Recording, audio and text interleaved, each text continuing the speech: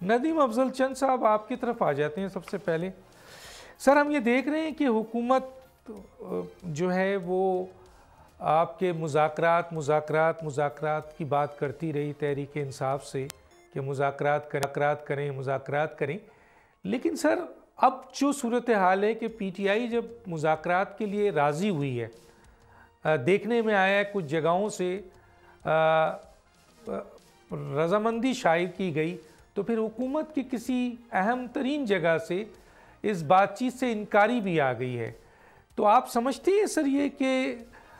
P T I اور حکومت کا مذاکرات ہونا چاہیے، اور اگر اب حکومت، کل پی ٹی آئی انکار کر رہی تھی، آج حکومت مذاکرات سے انکار کر رہی ہے، تو کیا یہ حکومت کا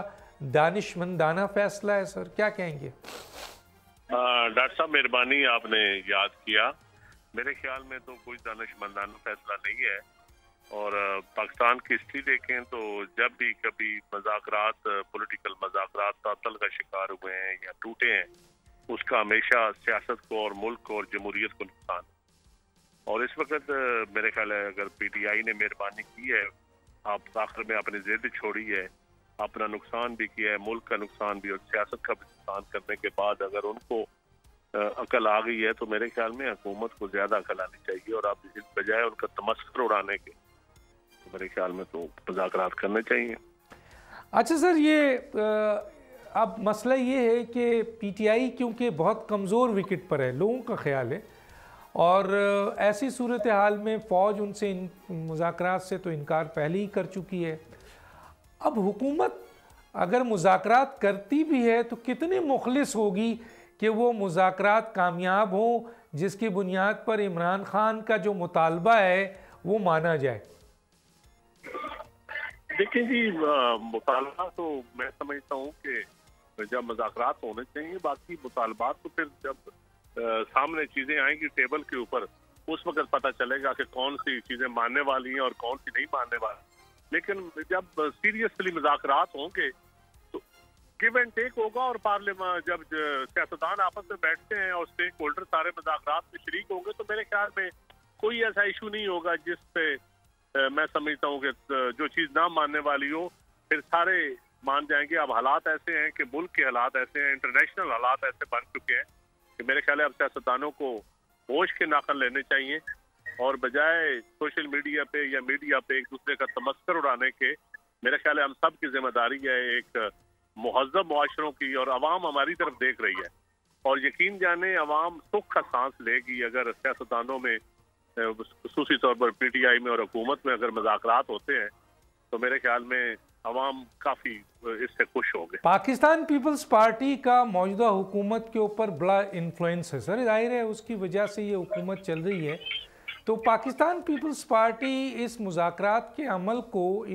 مثلا کیوں نہیں ایک ایسے اپنے آپ کو پیش کرتی ہے کہ ایک طرف حکومت ہو جو مین مسلم لیگ نون کی ہے، اور دوسری طرف پی ٹی آئی ہے، اس میں ایک شراکت داری کر کے مذاکرات کروائے سر؟ اپنا پریشر کیوں نہیں یوز کرتی ہے؟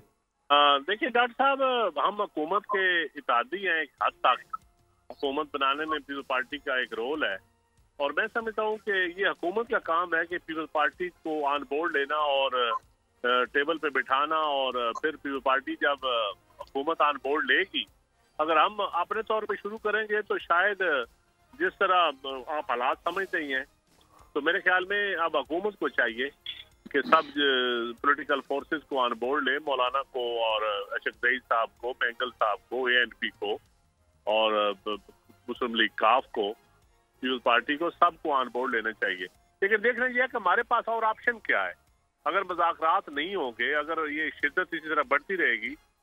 ٹھیک ہے اس وقت شاید حکومت کو یہ ہو کہ کسی لیول پہ حکومت کا اپر ہینڈ ہو، یہ 26 تاریخ کی وجہ سے